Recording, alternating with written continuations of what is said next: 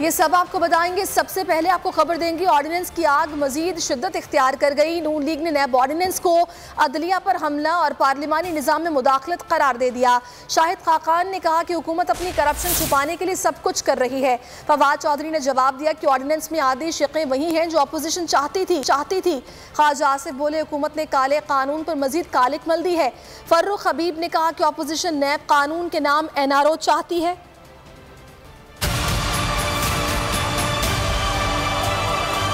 نام نہاد جمہوری دور میں اس کو آرڈیننس کے ذریعے ایمینڈ کرنے کی ضرورت کیا تھی؟ آپ نے دونوں ہاؤسز بند کر کے ایک آرڈیننس جاری کیا ہے.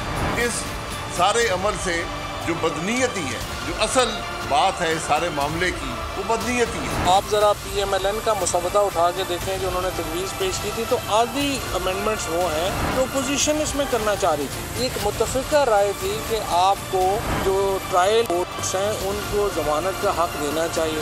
ایک متفقہ رائے تھی کہ جو ٹیکس کے کیسز ہیں ان کو نیب کی دسترس میں نہیں ہونا چاہیے. کالا قانون ہے جس نے پاکستان کو تباہی کے علاوہ کچھ نہیں دیا. تو یہ تو ایک روتے ہوئے بچوں کا ایک اجتماع ہے. کا کام صرف رونا ہے اور یہ کہنا ہے لٹ کے مر کے برباد ہو گئے. کھلی چھٹی ہے حکمرانوں کو جس طرح مرضی پاکستان کی عوام کو لوٹیں.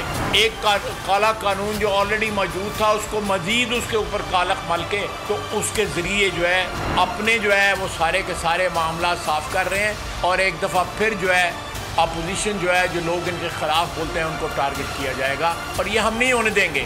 وہ 34 شقوں کا ان کا تیار کیا گیا نیب کی امینڈمنٹس تھی، جس کا مطلب یہ تھا کہ اگر یہ ہم لاگو کر دیں تو نیب کے ادارے کو جو ہے وہ عملاً طور کے اوپر اس کی ٹانگیں بھی توڑ دیں، اس کے بازو بھی توڑ دیں، اس کی آنکھیں بھی بند کر دیں، اس کے کان بھی بند، اور اس کو بالکل ایک اپاہج سا ادارہ بنا دیں. اور اس 34 شقوں میں جو چیزیں تھیں وہ تمام وہ چیزیں تھیں جو ان کے لیے سبسکرائب کریں اور بیل دبائیں تاکہ کوئی خبر رہ نہ جائے.